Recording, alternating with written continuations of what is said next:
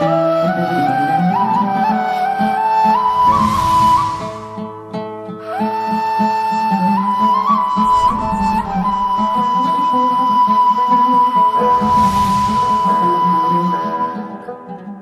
الله الرحمن الرحيم. الحمد لله رب العالمين،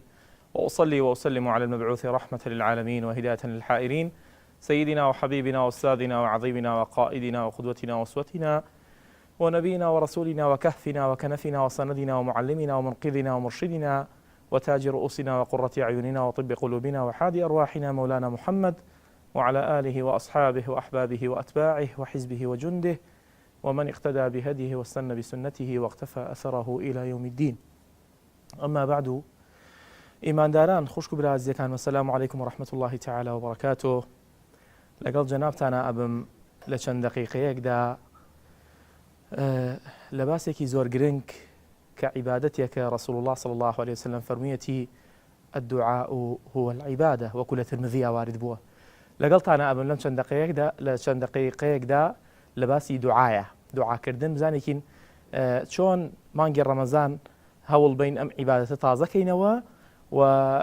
لە ژیانمانە یعنی سوودی لێ ببینین، سوود یعنی تایە غەرق بین لە دوعاکردن. رسول الله صلى الله عليه وسلم کاتێک ئەفەرمێ الدعاء هو العبادة ئەبێت تێ بگەین بۆ هو العبادەیە. ئێمە لەوانەیە زۆربەی براوخش عزیزەکانم نەزانن لسورة الفاتحة كاتك لنيوجا خوينين لأخيرك علين آمين. وني رسول الله صلى الله عليه وسلم لحديث بخاري أفرمي أجر إمامك وتي آمين وأمن الباقون، يعني إلا أجر تأمين تال نقل تأمين ملائكة إلا غفر الله له بو أو كسيك على آمينك كواتا أم آمينا بو شي بو دعاكينا وفاتحة اهدينا الصراط المستقيم. فدعاء كردن باب زين لم رمضان بيروزيا أبي هول بين يعني جالي كت عهد وبيمان تازكين ولا قل دعاء كردنا. دعاء رمضان براستي مانجي دعاء كردنا، مانجي أويا كإنسان هول بات وتيبقات كدعاء كردن عبادتي كي زور جرنجة زور مهمة. أبي همو مسلمانة همو كسيك أم دعايا لجيانيا موجود به. خراپترین کەس ئەو کەسەیە کە ڕۆژێ لە ڕۆژان دەستی بەرزەوە نەکرد بێ بۆ پەروەردگاری جەلە جەلالوه، کە داوا لە پەروەردگاری نەکات جەلە جەلالوه. خوا زۆر لێی تووڕێ لەو کەسە، خوا لە کەسی عاسی تووڕە نییە، لە کەسێک کە سەرپێچی بکات، کەسێکی عارەخۆر زیناکەر، ئەمانە خوای تەعالا ڕقی لێیان نییە، بەس ڕقی لێیان ئەبێت کاتێک کە تەوبە ناکەن، دەست هەڵنابڕن، دوعا ناکەن، دوعای لێخۆشبوون ناکەن. فئێمە پێویستمان بە دوعاکردنە، پێویستمان بەوەیە کە دوعا بکەین و غەرق بین لەم دوعایە. ئەم دوعایە کە پێغەمبەر صلی الله عليه وسلم فەرمێتی عیبادەیەکی مەتروکە لە ناومانە. بەڕاستی دوعاکردن فەنە. دوعاکرد حتا محەممەد غەزالی بەڕەحمەت بێ کتێبێکی ناوی ناوە فەن الدعاء، فەنی دوعاکردن فەنە بەڕاستی. عند خاتم الأنبياء فن الذكر والدعاء عند خاتم الأنبياء. فأم دعا كردنا براستي فنه أبي إنسان هول بات زور بداماوي وزليلي وكوتم غرق بي لنا دعاء كردن كاتك إنسان خوي بودر أكوي حقيقة ماهيتي خوي لكاتي دعاء وبارانا ولا خوايا كأتشي تدروا كأتشي بو دوام أتشي بو دائرة لقل ميوانا أتشي بو ميواني أتشي بو معاملة ومعاملة كردن أتشي بو إيش كردن بو كاسبي وكار كردن هموي ئەمە هەمووی ئێمە دەرئەکات لە نیتاق و قاڵبی خۆمان. کاتێک خۆمان ئەبینینەوە و خۆمان ئەناسینەوە لە کاتی دوعاکردنە. کاتێک ئاڵێی خوایە من فەقیرم، من هەژارم، من نەدارم، من بێکارم، من زەلیلم، من حەقیرم، من هیچم لە دەسەڵاتە نییە، من سفرم، من ژمارە نیم لە ناو ژمارەکانە، فریام کەوە ڕەحمم پێ بکە، من هیچ نیم. ئەبێ ئەم ئیعترافە ئەگەر هەبێت زۆر محبوبە بی لە لای پەروەردگار جەلە جەلالوه، زۆر خۆشەویست ئەبی، زۆر قەریب ئەبی، زۆر نزیک ئەبیتەوە لە خوای پەروەردگار جەلە جەلالوه. مانگی ڕەمەزان دوعاکردن پێویستمانە. بۆچی پێویستمانە؟ لە مانگی ڕەمەزانە و کەسێک کە بە ڕۆژوو بێت هەمیشە دوعای مەقبوڵە. رسول الله صلى الله عليه وسلم فەرمێ وەکو لە حەدیثی ترمذی ئەبو داوودا هاتووە، سێ کەس هەن دوعایان ڕەت ناکرێتەوە. یەکێ لەوانە الصائم حتى يفطر صائم هەرتا ئەیشکێنێ هەرتا ڕۆژوەکە ئەشکێنێت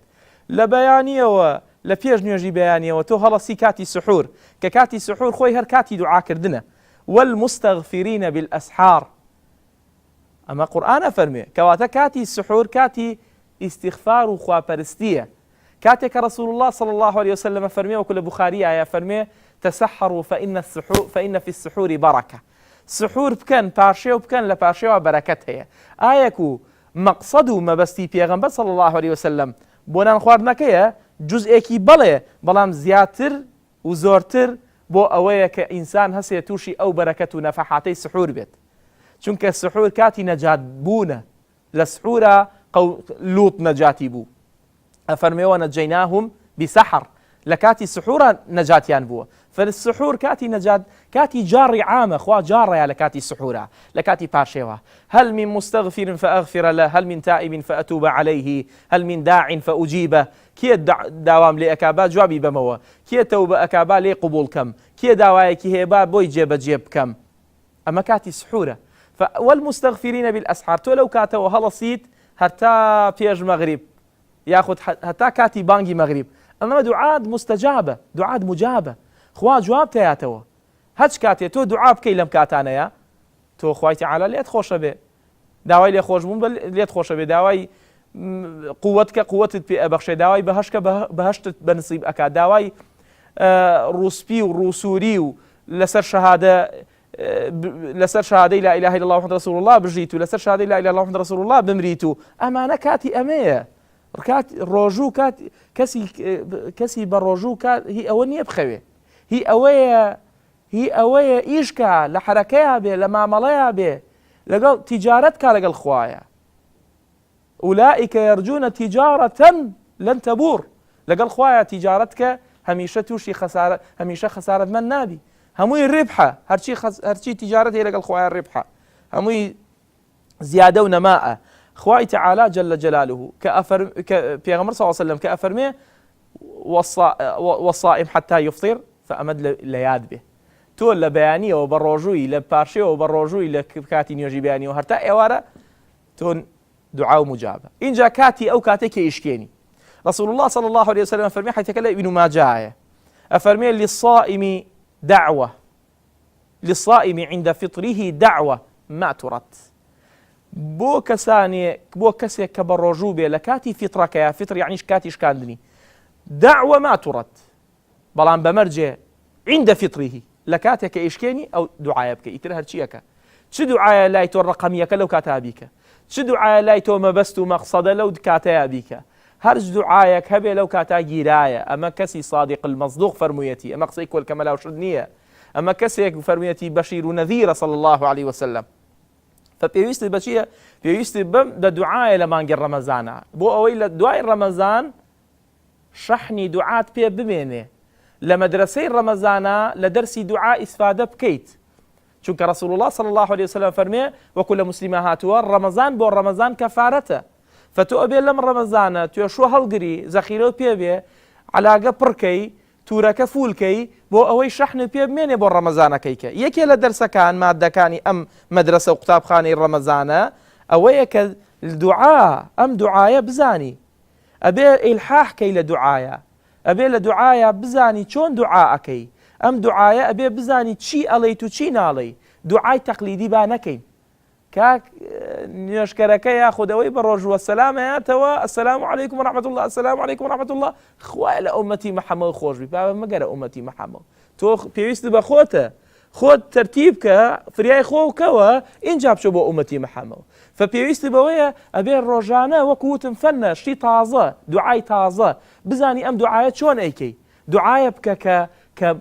کە جێی قبول بوون بێ خوایە من ئەسبەرم سپیم کە کاکە نابی بە سپی ئەم دوعایە نابێ شەرعەن جایز نییە خوایە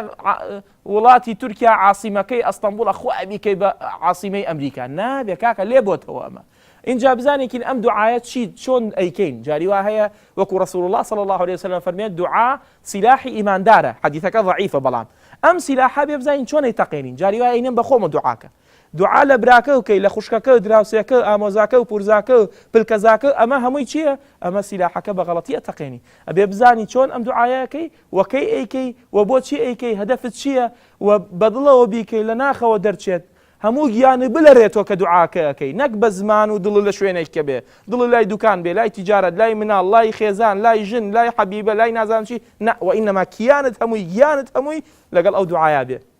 بەخواتان ئەسپێرم داوا لە پەروەردگارمانەکەی جەلە جەلالوه کە ڕۆژومان قبول بێت وآخر دعوانا الحمد لله رب العالمين والسلام عليكم ورحمة الله تعالى وبركاته.